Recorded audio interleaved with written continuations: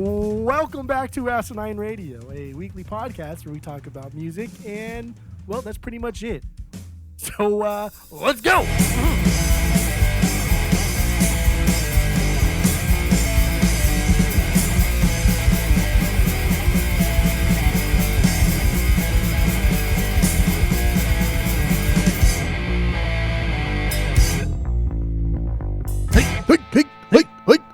This is Asinine Radio. This is the weekly music podcast where every week we get into a different artist, different band, whatever, and we rank all of the records from worst to best.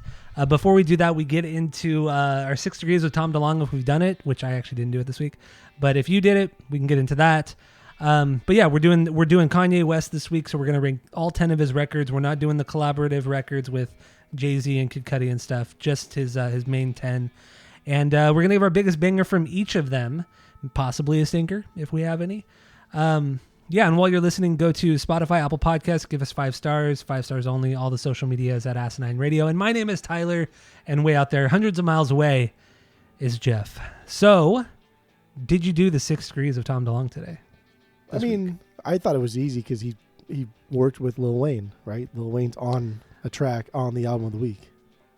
That's true, yeah. So, and he did that Blink song. He did the reworked version of What's My Age Again from Blink. And it was good. No, it was not good. No, it was not good. Probably one of the worst things that Blink has ever done. Like easily one of the worst things, if not the worst. I do like Lil Wayne. I like him a lot, but I will say that was bad. That was fucking bad. Horrendous, embarrassing. That was embarrassing, yeah. Like, what the fuck were you thinking? So dumb. Yeah, that was pretty bad. All right, so let's get into the rankings. 10 records, Kanye West records. Just gonna preface this by saying we're not gonna be talking about a lot of the crazy shit he's done, kind of the crazy shit that he said, especially recently, because whatever. We're talking about the music, how this shit was made. We're not gonna really talk too much about the extracurriculars, so don't hate on us. It's not our fault. So let's start with the number 10. What is the worst Kanye West record? Go. Kanye West's worst records is Donda. Donda. I don't like this record. I think it's fucking silly. I think if you took this album on its own and you didn't know any of the events leading up to it, then I think people would universally agree this shit is not very good. But because listening parties, the Superdome shit, everything surrounding this one, there's a mystique to it. The packaging adds to that legend that is Donda, right? Just the all black cover art. I think the rapping here is actually better than the stuff he did on Ye and then Jesus, but the songs are just, I don't know, they're just too far reaching like Pablo or Fantasy without solid textures or nuance. I don't like this record at all. In any way. It's fucking long. Hour 45? And it's fucking long. It's a triple disc, triple LP. Yeah, I really don't like this thing. Yeah, I don't like this record. All right. So honestly, my 10 and 9, they can be interchangeable. They're really the same to me. But let's go with my number 10. It's Jesus is King, his 9th record from 2019. I think it's really gospel based. A lot of the samples. It's very, very religious lyrically as well. I just don't think the songs are. I just don't think they're there. I don't even think the beats are really that extraordinary. I don't think it's just kind of a boring, honestly, it's just a boring record. He doesn't do that kind of avant-garde experimental weird shit like he does in Life of Pablo. It's just I don't know what this is. I really don't know what this is. It's not terrible, but it's just there's nothing here to really that's memorable outside of one song. There is a song called Follow God, where it's like the only real, I feel like lucid song where he's not totally off the rails. It's pretty upbeat, has some gangster rap feel to it with his vocal delivery, and the samples on this song are really solid too. But outside of that song, this album is really kind of forgettable, honestly. Outside of the overly used gospel aspects of it, it's forgettable. Okay. So that's my number 10. What do you got for number 9? This is one of the first of many things that fell out of favor with me, but Life of Pablo. Oh, wow. Okay. This one has used to be way higher for me. Yeah, it was. Honestly, this is kind of tough to get through. Sprinkles of like creativity throughout, but overall it's a boring Kanye album, which is still a better hip hop album than most rappers can put out. But in the context of Kanye, this is just not very exciting. We hear the beginnings of Jesus is King here, because I think like a third of this record is a gospel record. It's trying to be a gospel sound, which is fine, but it just doesn't fit and doesn't flow as nicely and smoothly as he probably thought it did. But I don't know. Overall, I just feel like there's too much going on here. Too much hype, too much publicity to where this was at the time. It's just, like, it seems like a Kardashian episode, really. Like, that's the easiest way I could put it. It seems like a Kardashian episode, all fucking fluff with really no filler there. Okay. And I don't know if if you want to talk about the whole Taylor Swift thing at this point, or we can save it for later. I don't know. But, we can save it for later. It's fine. But I really do like the song I Love Kanye. I think that's such a fucking funny song. It's such a meta song. I don't know if it's like... Song, yeah. If he really believes what he's saying there, if it's actually a joke, this is getting into the territory of Kanye where, like, is he crazy? Is he, like, bipolar like he says he is? Or is this all a long con? Like, we still don't know. Yeah. And this was like, that song was like everybody's introduction into like, wow, maybe this is a long con. Maybe he does know what's going on. So I love that song. Now, I'll get to it when I get to Life is Pablo. Life is Pablo. What the fuck? All right, my number 9. My number 9 is Donda. Like I said, this could easily be at the bottom as well. This is kind of in the vein of Life of Pablo. This record, in that it's back to this like experimental stuff, kind of avant-garde. It's really fucking long. Like I said, 1 hour and 45 minutes. There is also a lot of gospel stuff on here. But it's not, because it's just separated by so much of the weirdness. It doesn't get boring in that sense. But really in the end, I got no banger. It's way too fucking long, and I don't even know. I mean, maybe if you condensed it to like a 40-minute record, it could end up being really good. But it's just so much of the same, and I don't care. It's really unfocused and. I don't even think it's like done tongue in cheek or like sarcastically. I don't know why. I don't get it. I just don't get this record at all. So Donda is my number 9. It's too much. Yeah, it's way too much. So what do you got for number 8? So like at some point, not every record that he does is going to be great, right? Like at some point we're going to have to make decisions here. And I know people are going to be like, I can't fucking believe it. But like Late Registration, I don't really like this record that much. I think its biggest problem is it's too long. It's too long coming off a College Dropout. Like that's a great record. This is like an older version of that, and it's it fits with the time frame. He's getting better at producing. He's getting better at like texturing and layering his songs. It's a more adult approach to the same type of music, and there are fucking bangers here, dude. Like Gold Digger's a banger. Touch the Sky is a banger. Yeah. But I think like the latter half of the album, like honestly, after probably like Gold Digger, like the 4th or 5th song. It just kind of bleeds into itself. And it's like, okay, well, that's all great and stuff. But like, what else do you have? I know you can do this great. What else you got? And that's what makes Graduation so much better. Yeah. So Late Registration, it's still a great album. It shows how great of a producer he is. But for me, Yeah. There's not a lot of evolution. Let's just say that. My number 8, some people might get pissed about this one. I don't care. I think it's a pretty overrated record, and it's my Beautiful Dark Twisted Fantasy. I really want to like this record more because one of my favorite Kanye songs is on here, and that's Monster. I think that's oh my God, it's an incredible song. And really only because of the beat and also Nicki Minaj's verse. I mean, that is it's perfect. But overall, the album, it's a lot of filler, man. It's long. It's like 1 hour and 20 minutes, I think. And it just sounds overly distorted and it's just loud. It's an unnecessarily loud record. I don't feel like the songs are that catchy. They're not, I don't want to say catchy, maybe is not the right word because this is hip hop, but I don't know what he was going for on this record. I think he just was trying to be overindulgent, and like he spent over $3 million recording this record. And I feel it's too big. There's too much going on. It's too convoluted. I just don't care about this. I really want to like this record really, really bad because of the song Monster, but okay. Okay. Outside of that, man, I don't get why people love this record. I mean, you might like it a lot, and you might be able to shed some light on it, but I just don't. I don't get it.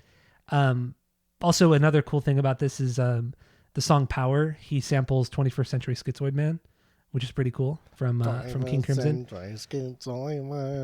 Pretty cool. I mean, what I really like about Kanye is like what he samples is from just such a wide variety of music. He samples Can. I didn't fucking know until this week. He samples Can. I didn't realize that until this week either. But yeah, no, he's all over the place with the sampling, and I totally respect that. So, and I love just how open he is to new ideas and trying new things, which we'll get into on the graduation episode coming up. But yeah, in the end, My Beautiful Dark Twisted Fantasy is my number 8. So, okay, that's all right. What do you got for number 7? This one also kind of fell out of favor for me. I put this one a little bit higher last time, but I liked it a lot more. And that's Jesus is King. That's high. Wow. It's really not that good. As a rap record, this is just like run of the mill.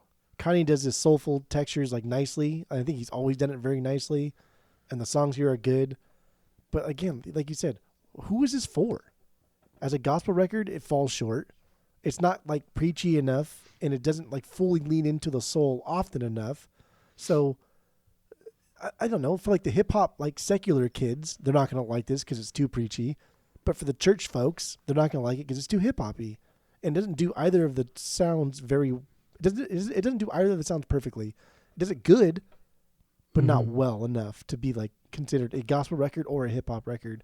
It's just something in the middle. It rides the fence of mediocrity. I think it's boring. Yeah, I don't disagree with you on that one. I think it's boring. I used to love this record. I really did. But you ranked it pretty high, like maybe at least mid. I mean, it's still mid right now. Like I think I probably ranked it 6, maybe 5. Like it's never broke top 4, but maybe 6 or 5. But it's just 7 here. But I don't like this record. I really don't like this record. I can get through it, and it's a fun listen. Yeah, I mean, honestly, none of the records outside of Donda, none of the records I felt like, God, dude, I need to turn this off. Like he needs to wrap it up. I never felt that way about any of his records outside of Donda, at all. So yeah. They're all at least enjoyable. But at this point, I'm not even to the point where I would want to get it on vinyl. So same here. Almost there though. Almost there. Damn. All right. So my number 7 is I don't care. It's gonna make people mad. There we go. It's Late Registration. Oh, that's fine. Late Registration. From 2005, second record. This one I feel like is just is a little bit more intricate College Dropout. I don't feel like he's doing that much of a different thing. He's not really progressing, that's not a bad thing, but it's just, there's nothing here outside of, like you said, Gold Digger, great fucking song, great single. But definitely the latter half of the record is, it really just kind of all blurs together, and it's not bad. It's good. It's good to like, if it's on in the background, it's like, yeah, okay, I'm just kind of grooving to this. This is fine. This is cool. But I'm never going to go out of my way to listen to Late Registration. If I'm going to listen to this kind of Kanye, I'm going to listen to College Dropout. Like, without a doubt. There's no way I'm going to throw on late Registration. Silly. That's just silly boy talk. Yeah, no, you would never do that. But I got a couple bangers. The song Drive Slow is with Paul Wall and GLC. I don't know who that is. But it's kind of a slower jam. It has that jazzy beat with the trumpet. It's just like a really, really smooth song. There's something about it that I really enjoyed. Also, Diamonds from Sierra Leone. Only because it has like that cool Diamonds Are Forever sample in it, and because I'm a big James Bond fan, and Jay-Z's on it too. So those are 2 standout tracks outside of Gold Digger that are pretty good. So yeah, Late Registration is my number 7. What do you got for number 6?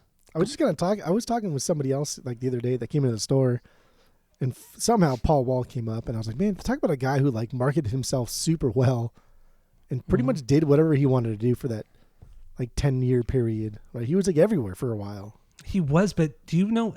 I don't know anything about. I don't remember any songs from Paul Wall.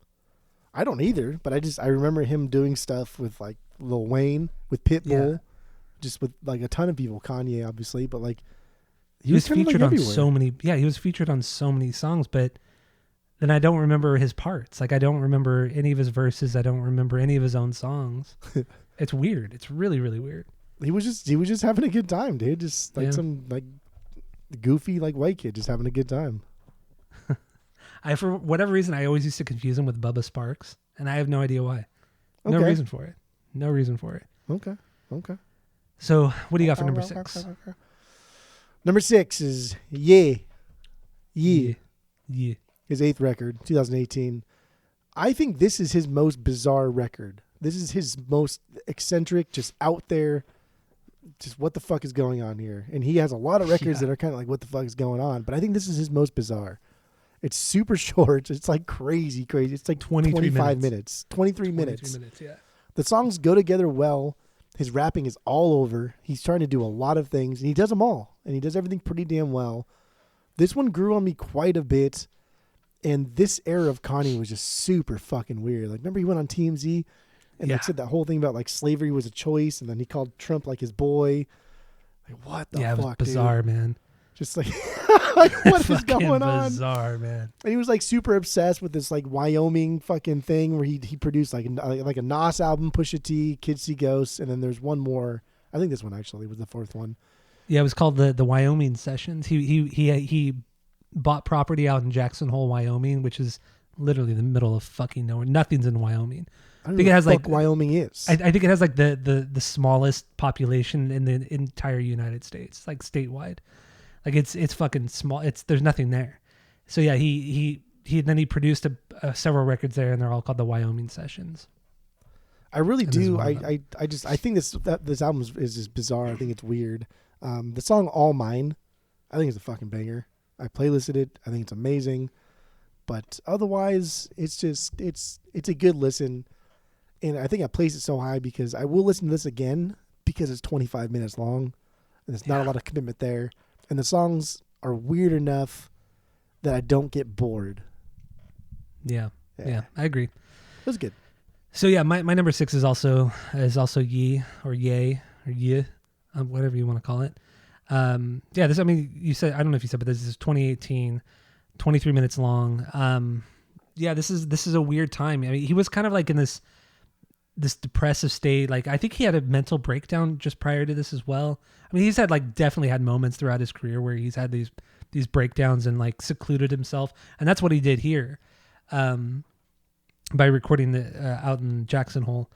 And, then you mentioned the TMZ interview. So what actually happened too, he had written and recorded the entire record, and he did this TMZ interview, and he got such backlash from it. He had this like mini breakdown, and he said, you know what? Fuck it. He scrapped the entire record and re-recorded, and I think he rewrote, and he also re-recorded the entire thing in like 2 weeks.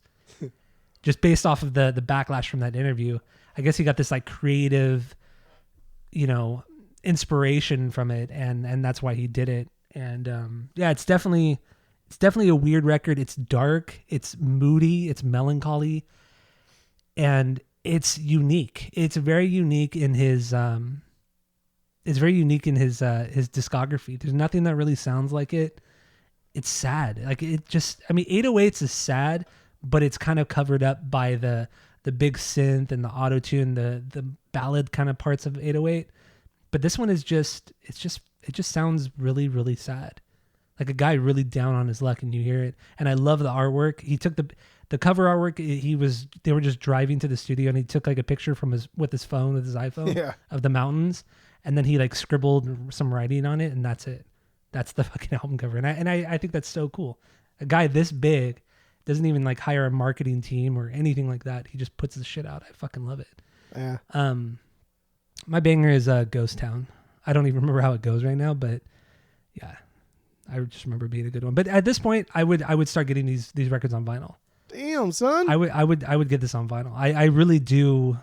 I do like this one, and I remember the last time we ranked these records, I ranked this one pretty low. But for whatever reason, something really got to me on this one. I really thought it was a solid record. So, yeah. Okay.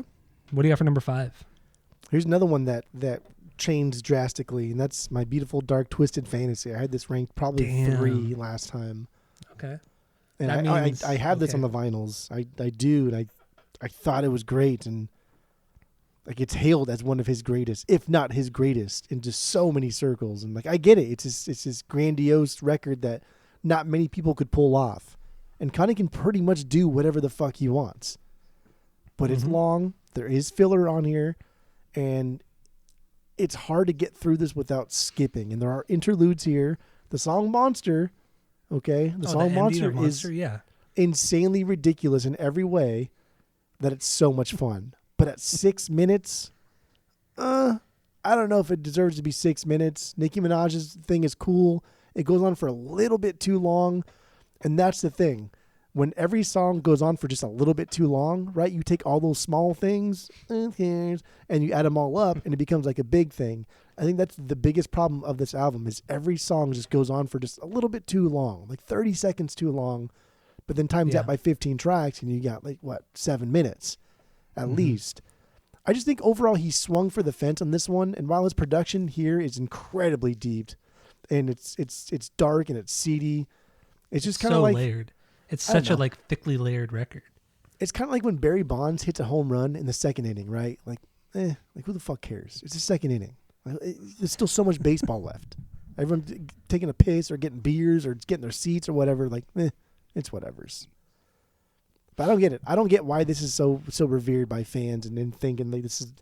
People don't just say this is his best record. They think this is the greatest hip hop record of all time, and that's crazy. That's fucking insane. Just even for him, this is not even objectively his hallmark. What he did for rap, what he did for his career, what he did for the scene. No. I'm with you. With you. I mean, when you look at the single too, I mean, dude, Monster was the biggest single. The hits and the singles are all pretty they're all pretty bangers, dude. They're all pretty good. I love Runaway. I do like Monster a lot. I think, Runaway too, man. Just a little bit too long. We don't, the intro part, I like letting it play out, right? Just, then we get that ding, the ding, ding. That's cool. Just a little bit too long, though. I think that comes with listening to, I don't know, prog music and just psychedelic music and knowing when to be annoying and then when to know that that's too annoying, right? Because a lot of psych music does that kind of shit, and it's okay, that's enough, dude. That's enough. Roger Waters, let's just cut it. You don't need any more after that. But the song "Gorgeous," dude, is that's a banger. It's got Kid Cudi on there. It's got Raekwon, and everyone does what they do best. The beat is super solid, and then also it's distorted, so that's incorporated into the vocal effect used by the guys, and that's really cool. Again, production-wise, texture-wise, this album is fucking perfect. It is amazing, and it is unbelievable. I just think that every song has just a little thing to it that I would rather just get rid of. I'm with you on that. I mean, especially with bringing it back to Monster, the last minute and a half is so unnecessary. After Nicki's verse, just cut it. Do have Kanye do one last chorus and then just cut it. Yeah. But there's this extended outro to it. It's so dumb. Honestly, I think it's one of his best songs, but cut out Jay-Z's verse. That is the worst thing Jay-Z has ever done. Is the verse on Monster. It is so bad. It just doesn't need to be there. No, it doesn't. But his Jay-Z has one of the great flows in hip hop, the way he raps, but it just sounds bad. It sounds really disjointed.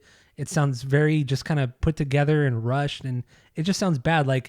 If Kanye had done 2 verses and then Nicki did the 3rd verse, I think the song, and then they cut out that outro, make it a solid 4 minutes right there, 3.5, 4 minutes.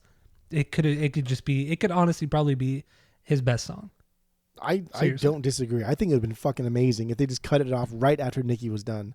Because I think it makes it. And she has a long verse too. Her verse is I think it's a minute and 40, minute 45. That's a long. She tells verse. a story. She talks a lot. But I think that's why it kind of irritates me, is because the last part of it's so long. I think okay, what else can we cut out besides that ending part? And so then naturally you go to Nicki Minaj's part. It's no, if you just cut out the ending part, we wouldn't need to cut anything else out. It'd be perfect. Yeah, you're right. You're totally right. Damn, good stuff. So I'm probably gonna purge this one. Where did you get that from? Was it Grace or something? I bought it from somebody on offer a long time ago when we first started collecting. I bought a massive hip hop collection from this kid for dirt cheap. Back when the vinyl game was seriously the Wild West. Yeah, I met him at like the Starbucks in fucking like Tempe, and he gave me like NWA. He gave me MF Doom. He gave me this. He gave me a bunch of other stuff too, and it was like $50. God damn, dude, that's a fucking steal. That record goes for like at least $40 or at least $45, I think, here in California. We buy it brand new from our distributor, and we sell it for like $40. I think we sell it for $40. Yeah. Yeah, it's not that good. Not that good. All right, my number 5 is Life of Pablo from 2016. Pretty high. Pretty high. This was honestly the biggest jump of all the records from the last rankings. This was the biggest jump. This is definitely lower tier back then, but there was something about this one. I loved how just carefree he was. He sounds on this record, and just how it just sounds like he's having fun. Like, it sounds like a guy who's taking his career so seriously, and he's had so many ups and downs in his career because of shit he said and things that have happened in his life. But, you know, it just sounds like a guy just going into the studio and just fucking around, not caring about anything else. And it has all these crazy experimental moments, some really avant-garde shit, super stripped down. Probably outside of Donda, this is the most stripped down record he's ever put out. It really is. It's a kind of a long record. It clocks in, I think, at an hour 20, maybe hour 10. I don't know.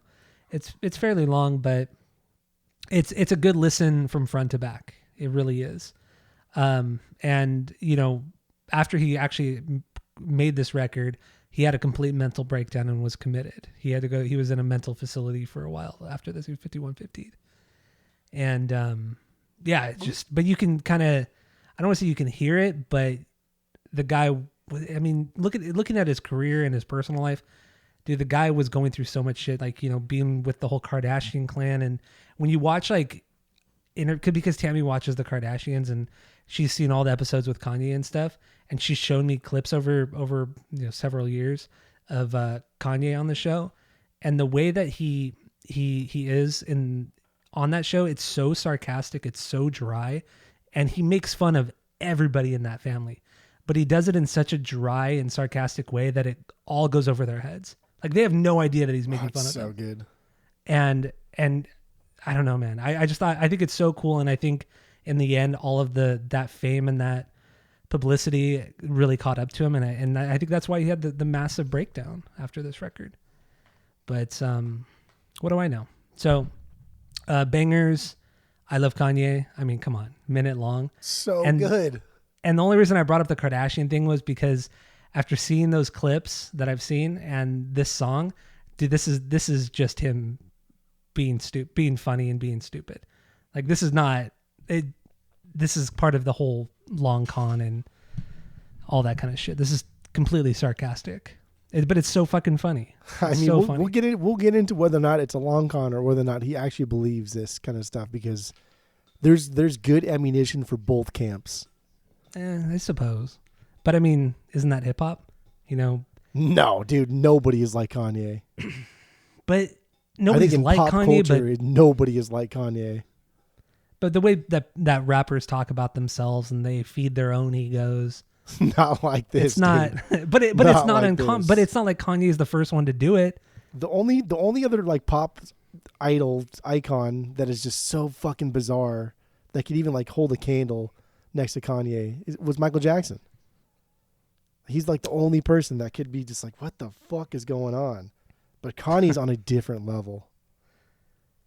Yeah, it is. It is weird. It's so weird. It's weird. And then, yeah, another banger is No More Parties in LA. That's a solid one too. Great samples on that one. Killer bass line. His rapping's really good too. It's like it's one of the more focused songs on the entire record. It's a later song too, but yeah, it's a good one. So Life of Pablo is my number 5. What do you got for number 4? Number 4. Our fours are the same fours, but they're not going to be the same order, but they're the same fours. No, so I know they're the same 4. I know them, but it's going to be in the same order. It should be in the same order. No, it's silly. Yeezus number his 6th album, my number 4. That's what I'm trying to say. I can't believe you ranked it this high. Yeah, this one also went up. This one got boosted up because a lot of things got boosted down.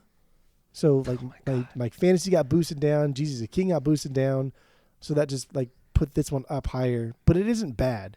Like I'm in it. Hold My Liquor. Compliment. Both songs could have been and should have been omitted for a better record, because I think those songs are absolutely unnecessary. Otherwise, this is a fucking damn near perfect record. Like Kanye pushing the boundaries of rap, even 6 records deep here. There's some really aggressive things here that tap into a more like visceral punk aesthetic. The record does lack some of his crazy, catchy melodies, so that's why it kind of sits here for me, because I know he can do better. What I like about this record is that it's kind of like a middle ground record. There's not a lot of changes from the overall sound and delivery. It's as if Tool made a hip hop record, and the record was actually really fucking good, which is something Tool's never done. Yeah, they've or never could done ever that. do. So I like this record for that. I like this record because it's just Kanye's. He's like, I'm just gonna be crazy with it. Let's see what happens. You crazy for that one, Rick? Let's see what happens with it. And I don't know. I think it's cute. Send It Up. That sample's so cool, dude. Very Quentin Tarantino sounding. It's incredibly grating to the point that when the sample stops, like it's insanely quiet. There's this dead air for like a split second. And I think it's both genius and very uncomfortable. And I like that feeling. I don't think he's ever done anything quite like that. I don't think he's done anything quite like this record, honestly. This is not as crazy as Ye. Ye is crazier. Yeezus is just like obviously crazier because it starts off crazy and like the drum machines sound harder, and it's crazy. I guess deliberately. I worded that incorrectly. I think it's the best combination of both worlds, the craziness and the more straightforward Kanye. That's what Yeezus is. It really bridges the gap between the two eras. There's just no fucking way this can be like top 2 Kanye, because it's not like conceptually. What is Yeezus? It doesn't even come close to like comparing with College Dropout, Graduation. Obviously 808s is up there. Even like Fantasy, that's a conceptual album. Like these things are done in such a way that it's like a prog album, dude. It's like an opera. He's like writing like rap operas, and Yeezus isn't quite there, but it's damn good.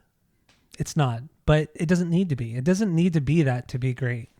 Which I'll get into. It doesn't need to be that to be great. True, but that's why it's not his best, and that's why it'll never be his best. Okay. All right. It's not fair, but okay. That's the way she goes, dude. my number 4 is this one went up a lot. I've never really cared for this record. We did this record on the podcast a few years ago. But something about it this week, I listened to it twice this week, and it's 808s and Heartbreak. Crazy. I've never really been a fan of it, but there was something that really hit me this week that I love this record. This record is incredible. I mean, from the production to the layering of everything, the fact that, I mean, I guess I could talk about it now, but this is one of his albums that ushered in a new era of not just hip hop, but of music. Like, honestly, 3 of his records have literally changed the landscape of music in general, pop music, I should say. And 808s is one of them. And it's truly one of his underrated records, like through and through. Definitely not his best, but definitely his most underrated record. Because, I mean, with the use of autotune as an instrument, people were doing it, but they were kind of doing it after him. Like T-Pain, he made his whole career on the autotune. Even though he's a fantastic singer, he utilized it as an instrument, but it wasn't really until after 808s that T-Pain really, really blew up. He was popular, but never really blew up until after that. And then all the other artists started utilizing the autotune as an instrument. And the way Kanye does it on this, mixed with his production, it's unreal, man. And then the whole story behind this record, just the sadness of it all, and because this is when his mom died, right? It was a lot. Yeah, his mom died. Girlfriend left him. Yeah, his fiance left him, and he kind of holed himself up in a studio in Hawaii for like 3 weeks. He invited, he paid for the flights and paid for everything for like his favorite like artists to come out and play and record on the record. And I don't know, just the whole story behind this record is like tragic, but also super fascinating. And honestly, this is just one of the truly want to. I would say outside of Graduation, this is his most important record. Like objectively, this is his most important record outside of Graduation, more so than College Dropout. So Okay. I think 808s is just it's truly. Those are words. A forgotten record. You'd agree with me too. You fucking love this record. Those are words. I'll get there when I get there. So yeah, that's my number 4. Oh, my banger is Paranoid. It has just that 80s new wave beat and synth, which I don't normally like, but when an artist does it really well, it just sounds fucking killer. His rapping over it sounds so fucking good, and the chorus is so catchy. It's from somebody named Mr. Hudson. Dude, Mr. Hudson's so good. I don't remember who he was or who he is. Dude, his fucking second album, Straight No Chaser, so good. Okay, I'll take your word for it. But 808s and Heartbreak, my number 4. What do you got for number 3? College Dropout, number 3. Okay. This is where I'm still on the fence whether or not I'm going to buy this album. I don't think I will ever own this album. I can't believe you don't have it already. I've had it like twice. I keep getting rid of it. Why? It's exciting. For his first record, like he packs it in tight. The samples are fucking crazy. The hooks are crazy catchy. Again, it's length. It's length and hip hop in general, like it could just use trimming overall. There's like no quality control. It's just how much stuff can I fit into a CD, a record? It's just like, come on, guys, we gotta trim it down. I will say though, it runs deep. Like my favorite Kanye song of all time is on this album, and that's The New Workout Plan. That's like what got me into Kanye. That is my favorite Kanye song. And that's like at the halfway point of the album. So this album does run deep. I just think that like it just could use some trimming. That's it. Like if I'm sitting there, especially now that I've been really, really picky with vinyl, like I love this album, but do I love every single song on it? No, therefore I should not have it. It's discipline. That's what it's like to be lean and mean. You'll get there one day. You're not there yet. I don't want to talk about it, so I'm mad. But that's my number 3. College Dropout. All right. My number 3 is also College Dropout from 2004. I think I agree with you. He wasn't doing anything revolutionary, but what he was doing was so. Oh no, I never said good. That. I think what he did here was revolutionary to hip hop. So? Yes, absolutely. See, absolutely. I don't think he was doing what he was doing. I don't think it changed music. I think he perfected what was already happening. I think he opened people's eyes because, dude, it's 2004, man. Like, that's what I'm saying. I don't think he ushered in a new style or anything progressed the industry yet. But it changed it a little bit. Yes, it changed, but only because he perfected it. So then people, like especially in the mainstream, started to pick up on it, and that's where College Dropout is. I think it's an incredible record. I get it. It is a bit long, but most of his records are, honestly. Even Graduation, man. There are. I mean, you can cut out the last couple tracks. Go on. The last couple tracks are fucking fantastic, though. They're fun. They're good. The last couple tracks of College Dropout are not the same as like the last couple. No, they're tracks not. No, they're not. They're not built the same. Agreed. But anyway, yeah. College Dropout. I just think the complexity of the production, the layering, and everything. It's you never get bored listening to this record. Even though it is long, I've never been bored when I listen to it. Like every hook, every groove drops in at just the right moment to where subconsciously you're about to kind of zone out, but then something clicks in and then you're back into it. You know, you're about to fade out and you get back in. It's just there's something really special about this record, and yeah, I mean, it does so much, and I mean, and realistically, it's such a small amount of time. Like this is a guy that like nobody fucking cared about. And he's talking about all of these different things, ranging from like, he's still bringing up Christianity in his first album, ranging to like kind of like the gangster era of rap.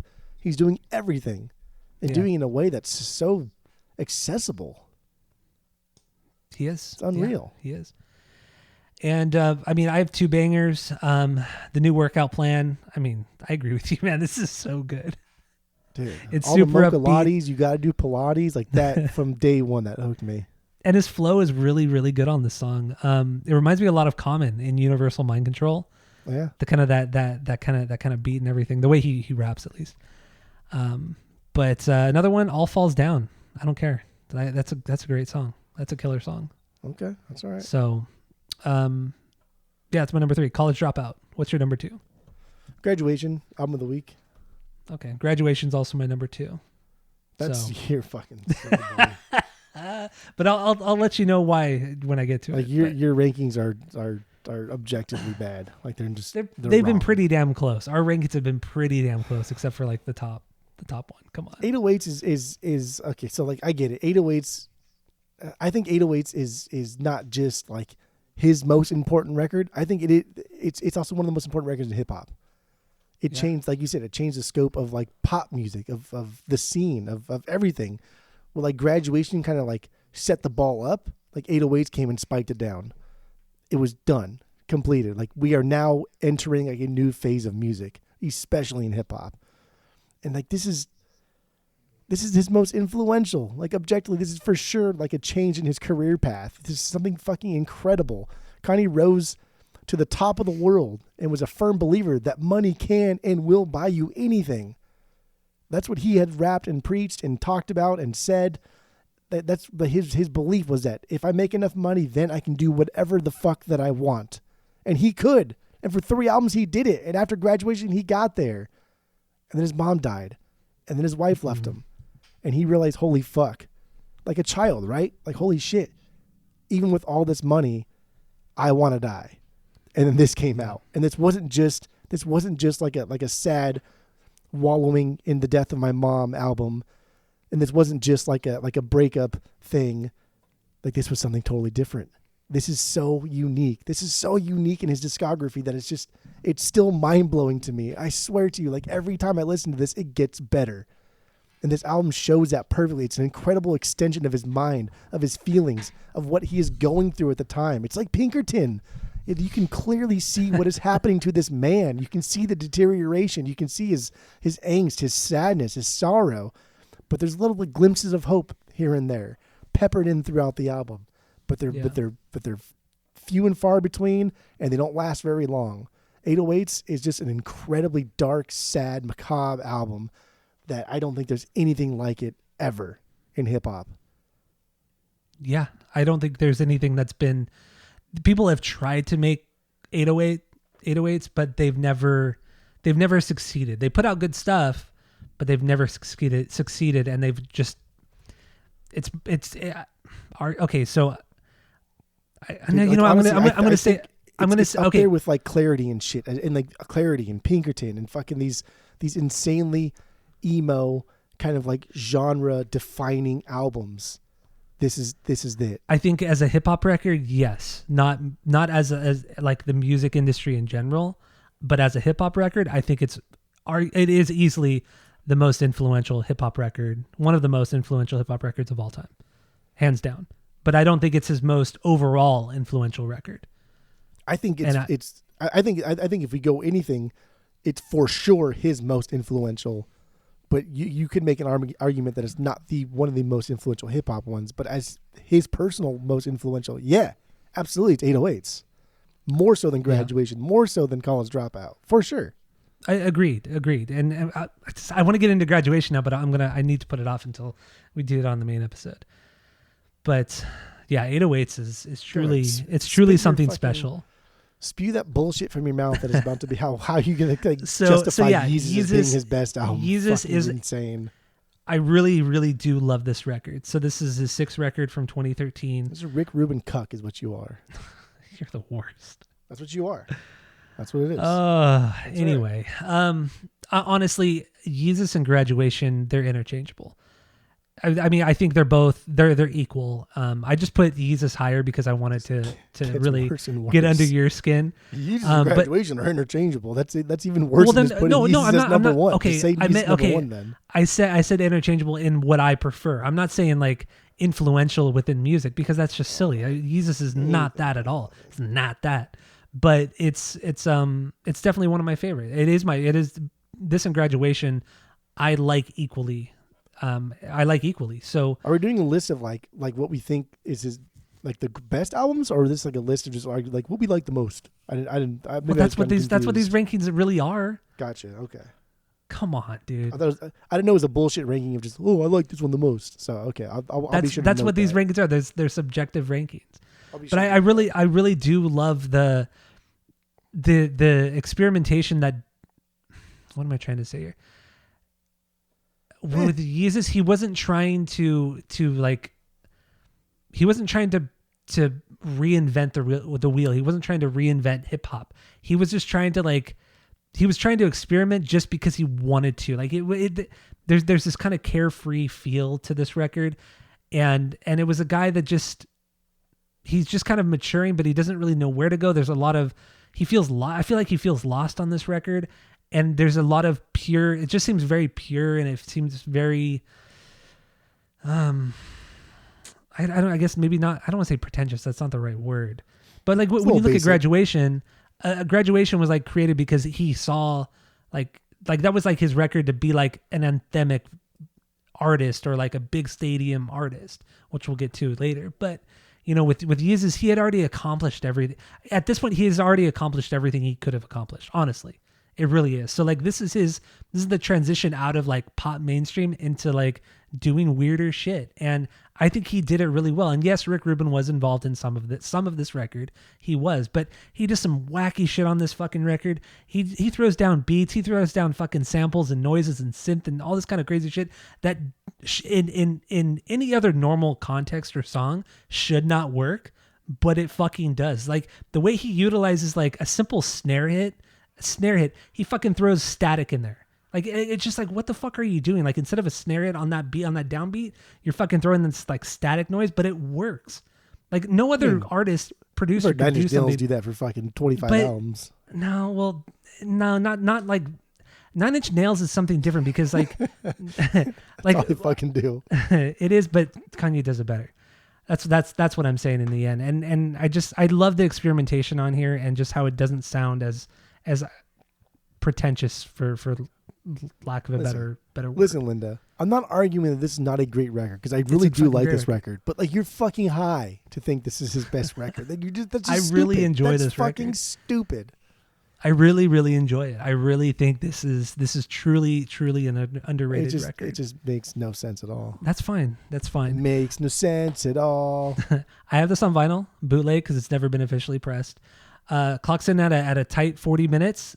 Outside of Yee, this is his shortest record, and I love 40 that. 40 minutes is respectable. 40 minutes is very, very respectable. And so there one of my favorite lyrics that he's ever written is on this record. It's on the song Bound, which is in itself such a fucking weird song. Crazy stupid video with Kim Kardashian. Do you remember that video on the motorcycle? I do. It's so stupid. And Seth Rogen and James Franco did that parody. But so the lines are, so maybe we can make it to Christmas. She asked me what I wished for on my wish list. Have you ever asked your bitch for other bitches? I think that line, have you ever asked your bitch for other bitches, is so bad. It's so bad, but it makes me laugh every fucking time I hear it. I mean, again, it plays into, is he like a fucking like paranoid douchebag or is this a long con? Dude, it's absolutely a long con. She asked me what I wish for on my wish list. Have you ever asked your bitch for other bitches? I'm a firm believer that there are strong arguments in both camps. Dude, it's like our lyrics. A bitch is a bitch is a bitch is a bitch. A bitch is a bitch and a bitch is a bitch. It's no different than that. It's all just done in fun and just to make fun of. I honestly, those lyrics are just making fun of other hip hop songs. I really think that's what it is, but I think it's so fucking funny. Makes me laugh every time. Yeezus. Okay.